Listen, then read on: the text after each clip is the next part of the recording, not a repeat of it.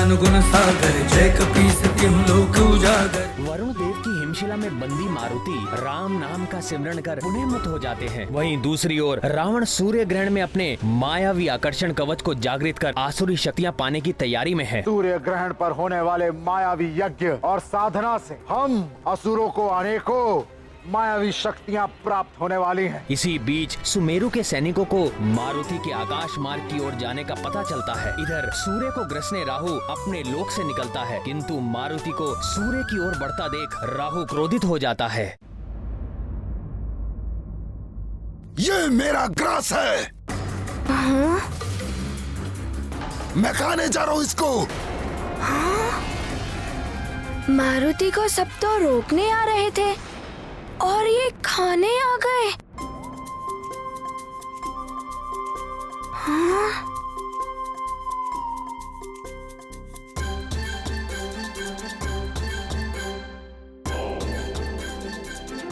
अरे आपकी तो देह ही नहीं है और पेट भी नहीं है। आप क्या करेंगे उसे खाकर? किस पेट में ले जाकर पचाएंगे उसे?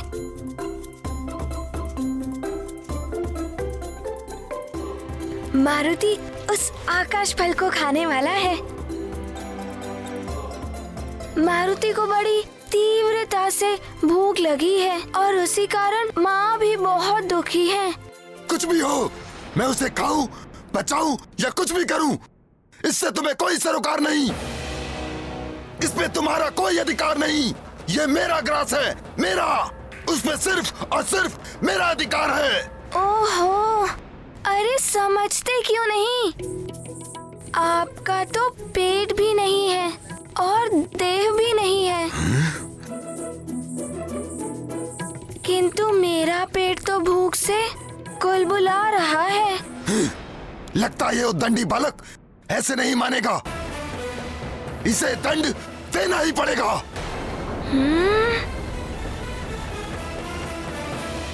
यत्वा सूर्यस्वर्भानुस्तमसा विद्यदासुरः अक्षित्र विद्यथा मुग्धो भुवनान्यदीधयु स्वर्भानुरोदयतीन्द्रमाया अवो दिवो वर्तमाना अवाहन गूलं सूर्यतमसापव्रतेन तुरीयेण ब्रह्माणा विन्ददत्रिः।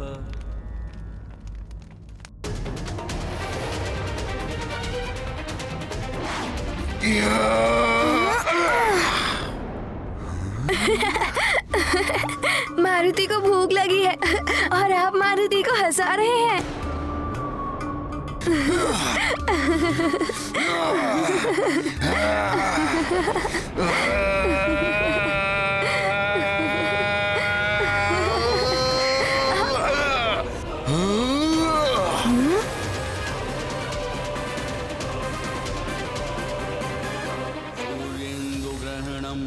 यावत् तावत् कुर्याजपादिकम्।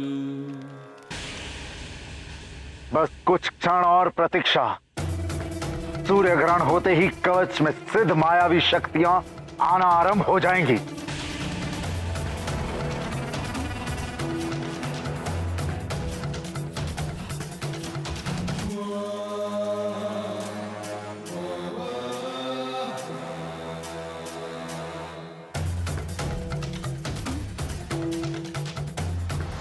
अच्छा, अब समझा। तो आप मारुति पर प्रहार कर रहे हैं, किंतु क्यों कर रहे हैं?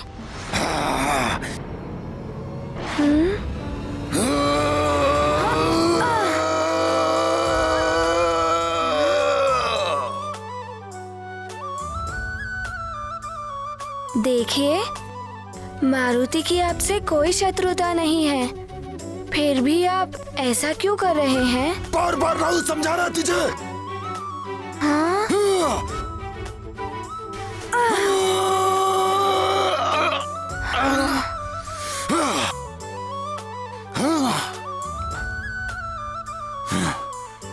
समझ नहीं आ रहा ना तुझे?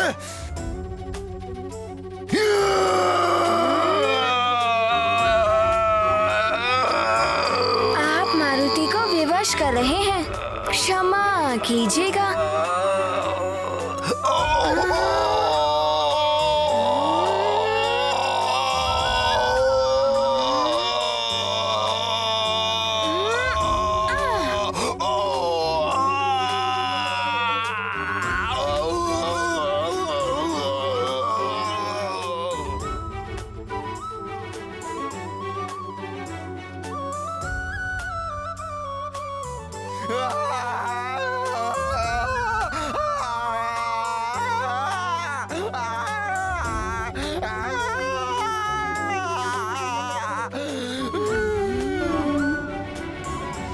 क्या? इसने तो राहु जैसे वरदानी असुर को भी परास्त कर दिया।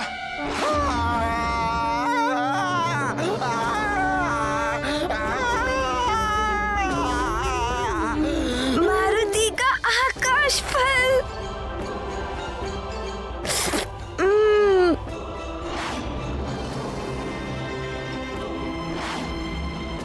कितनी बाधाएं आ रही हैं इस आकाश फल को प्राप्त करने में। देवर्षि नारद जी ने सत्य कहा था कि बहुत बाधाएं आएंगी, किंतु मारुति ने भी उनसे एक सत्य कहा था कि मारुति उस आकाश फल को खाकर ही रहेगा। यद्वासूर्य स्वर्भानुस्तमसा विद्यदासुरः अक्षेत्र विद्यथा मुग्धो भुवनान्यदीधयु। यज्ञ संपन्न हो गया है महाराज।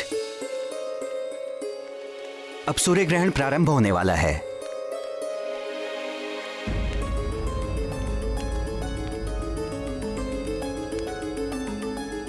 सैनिकों को तो अब तक मारुति की सूचना लेकर आ जाना चाहिए था।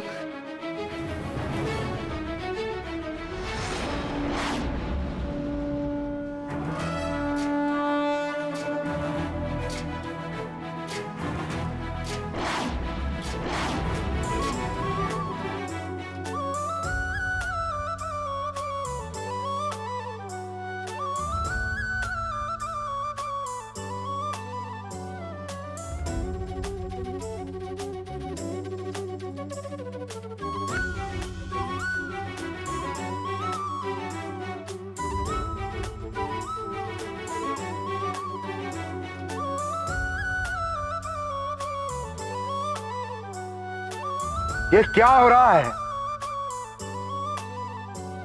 ये कवच को क्या हुआ है?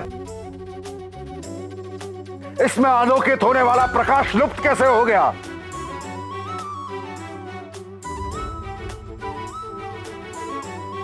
आश्चर्य है दशानन।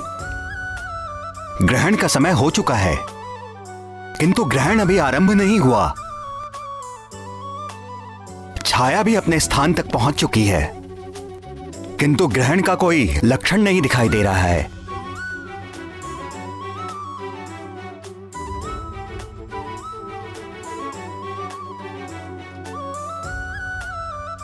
असंभव! राहु द्वारा सूर्य को ग्रसने का समय व्यतीत होता जा रहा है। राहु, कहां हो तुम? ग्रहण काल आरंभ हो चुका है, किंतु सूर्य चमक रहा है।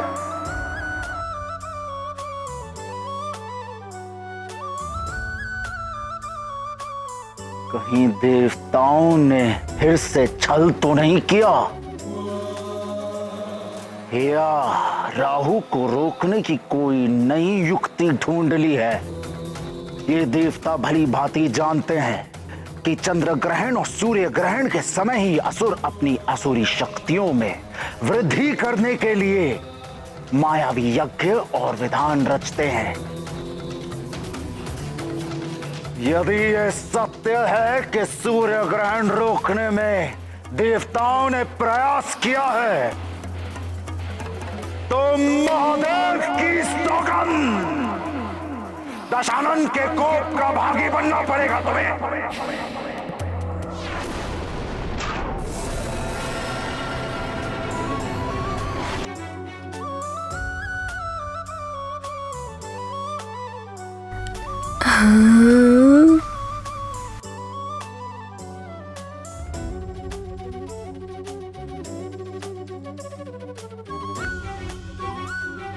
पुरोहित जी, ये कैसे हो सकता है?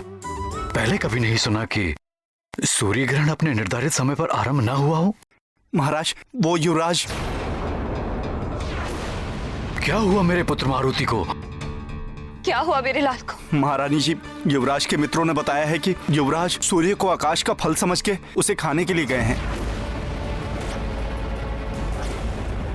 मारुति, मुझे पहले ही आभास हो रहा कि एक न एक दिन अबोध मारुति की अद्भुत शक्तियां उसे संकट में घेर लेंगी। मारुति!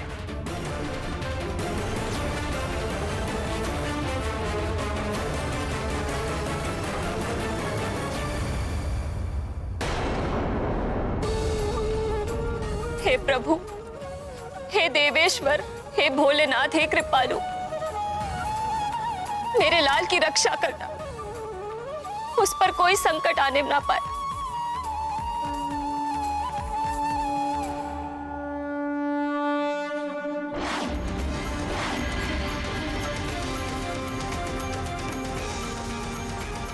चलो आए मेरे साथ देवराज इंद्र, चलो आए राहु के साथ, संधि का उल्लंघन किया गया है।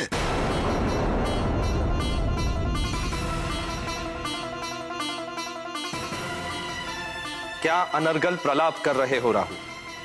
कैसा छल? किस संधि का उल्लंघन? भूल गए देवराज इंद्र, स्मरण कीजिए। अमृत प्राप्ति के लिए समुद्र मंथन के वक्त देवताओं और दानवों के मध्य क्या संधि हुई थी? भली भांति स्मरण है हमें। देवों का नेतृत्व मैं ही कर रहा था। तुम सब असुर दैत्यराज बाली के नेतृत्व में दूसरी ओर थे। समुद्र मंथन के लिए मंदराचल पर्वत को मथानी बनाया गया था। वासुकी नाग ने रस्सी का कार्य किया था और नारायण ने कच्छप का रूप धर के मंदराचल की मथानी को अपनी पीठ पर धारण किया। समुद्र के गर्भ से सबसे पहले हलाहल विष निकला। उस हलाहल विष के प्रभाव से चारों ओर हाहाकार मच गया था। पूरा संसार विष के प्रभाव से नष्ट होने लगा था। नष्ट। तब महादेव ने उस विष को अपने कंठ में धारण करके संसार की रक्षा की और महादेव नीलकंठ कहलाए। अमृत प्राप्ति के लिए मंथन चलता रहा। इस मंथन से ऐरावत, कल्पवृक्ष, वारुणी, लक्ष्मी, चंद्र, कामधेनु, कौस्तुभमणि आदि अनेक रत्न निकले। और उनमें से कुछ रत्नों को आप देवताओं ने रखा था और कुछ को हम असुरों ने रखा था। मंथन के अंत में धन्वंतरी अमृत का कलश लिए निकले, किंतु तुम असुरों ने बलपूर्वक उनसे वो कलश छीन लिया। तब उस अमृत को देवताओं और असुरों में वितरित करने के विष्णुदेव को मोहिनी रूप धारण करना पड़ा। और ये मोहिनी रूप हम असुरों को अमृत से वंचित रखने की विष्णु की एक चाल थी, और इस चाल को मैं भली भांति समझ गया था। इसलिए मैं देवताओं का रूप धारण करके सूर्य और चंद्रमा के मध्य जाके बैठ गया था। और कपट करके तुमने भी अमृत का पान कर लिया था। हाँ इंद्रदेव, किंतु सूर्य और चंद्र ने मुझे पहचान लिया और दंड स्वरूप विष्णुदेव को सुदर्शन चक्र से तुम्हारा शीश काटना पड़ा था। हाँ इंद्रदेव, और मेरा शरीर दो भागों में विभक्त हो गया था, परंतु अमृत पीने के प्रभाव से मेरे शरीर के दोनों भाग अमर हो गए थे। मेरा धड़ कहलाया केतु और ब्रह्मदेव ने मेरे शरीर के दोनों भागों को ग्रहों में स्थान दिया, किंतु तब भी मेरे मन से सूर्य और चंद्र के प्रति बैर की भावना समाप्त नहीं हुई थी। प्रतिशोध लेने की भावना से मैंने सूर्य और चंद्र पर लगातार आक्रमण करना आरंभ कर दिया। मैं उन्हें खा जाने को तत्पर था। इसीलिए तुम असुरों के साथ संधि करके तुम्हारे आत्मसंतोष के लिए हमने ये विधान बनाया कि पूर्णिमा और अमावस्या को तुम चंद्र और सूर्य को ग्रस सकोगे। इस विधान के अनुसार आज मुझे सूर्य को ग्रसना था, परंतु आप देवताओं ने मेरे साथ छल किया है। मुझे सूर्य को ग्रसने से रोका है। ये एक अन्याय है जो एक नए देवासुर संग्राम का कारण बन सकता है। ये क्या कह रहे हो राहु? समुद्र मंथन के समय से लेकर आज तक कभी भी किसी ने तुम्हें सूर्य या चंद्र को ग्रसने से नहीं रोका। फिर आज तुम ये कैसे कह रहे हो कि हमने उस संधि का उल्लंघन किया है? आप देवों ने किसी वानर बालक को भेजा है जिसने मुझे सूर्य तक पहुंचने ही नहीं दिया। धक्का देकर भगा दिया उसने मुझे।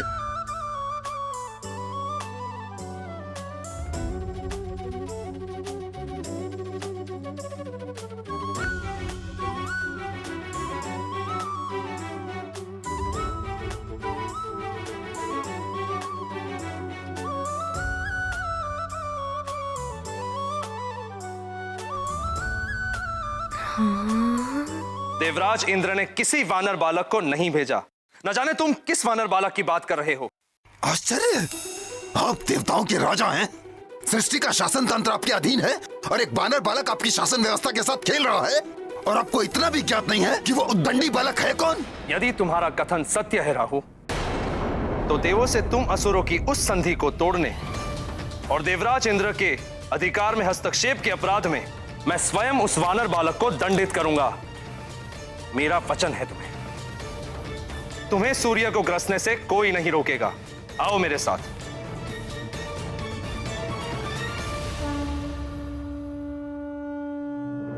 अच्छा, तो ये है वो आकाश फल। कितना बड़ा है।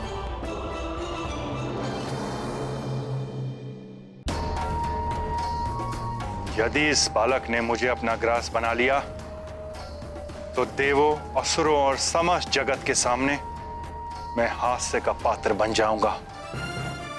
इसे किसी भी युक्ति से रोकना होगा।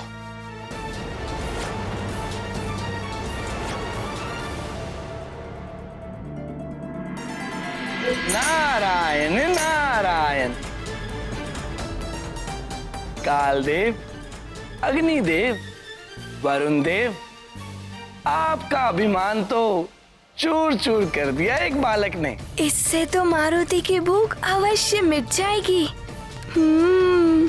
सूर्य देव, अब आप भी सजग हो जाइए। ये मुझे निगल नहीं पाएगा। भले ही इसने कालदेव को अपना देव विस्तारित करके पराजित किया था, किंतु मेरे साथ इस बालक का ऐसा करना असंभव है। अब तो मारुति इसे खाकर ही रहेगा। मेरा विस्तार तो बहुत अधिक है। इतना दूर आना पड़ा मारुति को इसे खाने के लिए। मारुति का आकाश फल, ये तो बड़ा ही अद्भुत है। मारुति अभी ये खाएगा। किंतु इतने बड़े आकाश फल को खाने के लिए तो मारुति को अपना आकार भी बढ़ाना पड़ेगा।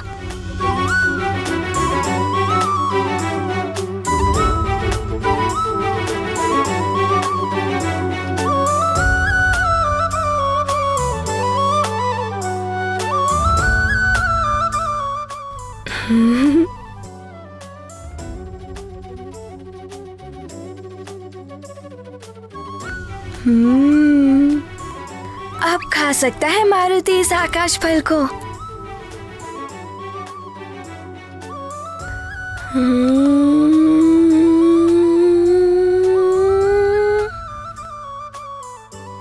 हाँ, ये आकाश फल तो बढ़ रहा है।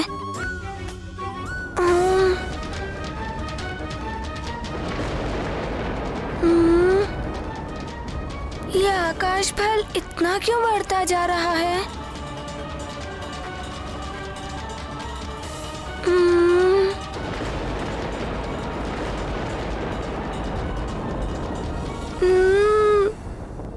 अरे ये तो बढ़ता ही जा रहा है।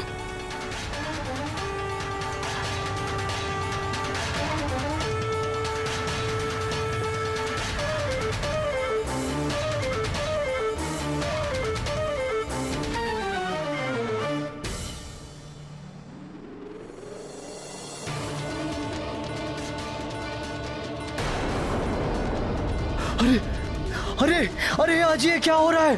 अरे ये ताप इतना क्यों बढ़ता जा रहा है? अरे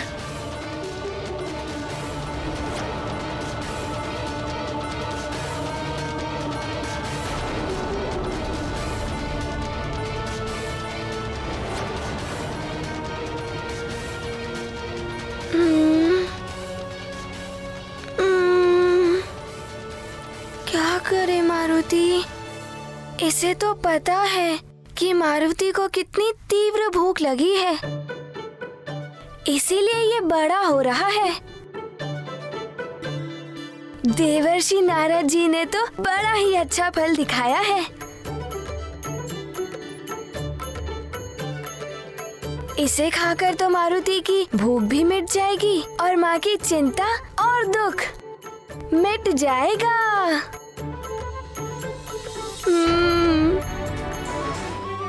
अब तो मारुति को इस आकाश फल को खाने के लिए अपना आकार और अधिक बढ़ाना पड़ेगा। जय हनुमान ज्ञान गुण सागर, जय कपीस तिहुँ लोक उजागर, राम दूत अतुलित बलधामा, अंजनी पुत्र पवन सुत नामा। हाथ वज्र और ध्वजा बिराजे, कांधे मूंज जनेऊ साजे, शंकर सुवन केसरी नंदन, तेज प्रताप मां जगवंदन। विद्यावान गुणी अति चातुर, राम काज करिबे को आतुर, प्रभु चरित सुनबे को रसिया, राम लखन सीता मन बसिया।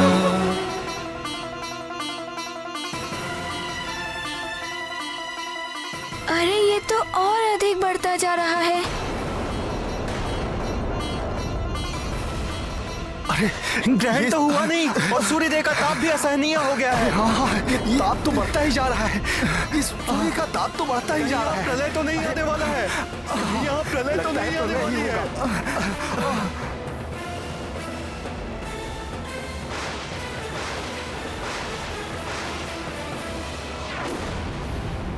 अरे ताप बढ़ता ही जा रहा है। आज सब कुछ विचित्र ही हो रहा है महाराज। अरे प्रलय तो नहीं आने वाला है आज। अरे लगता है सूर्यदेव कुपित हो गए हैं। ताप बढ़ता ही जा रहा है।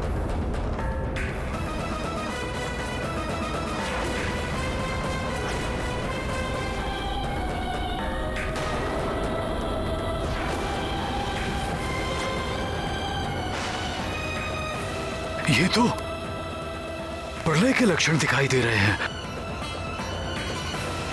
मारुति! कहाँ हो तुम पुत्र?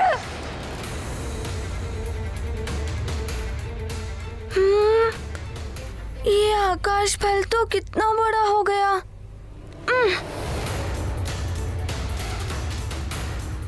हे सूर्यदेव, ये ताप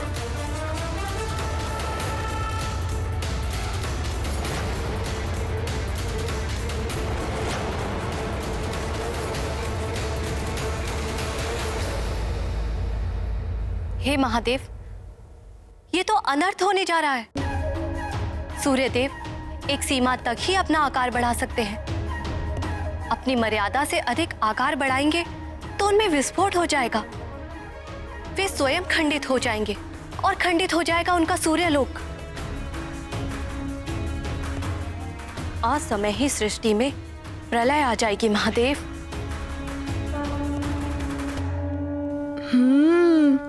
कोई बात नहीं, मारुति भी अपना आकार बढ़ाएगा इस आकाश फल को खाने के लिए।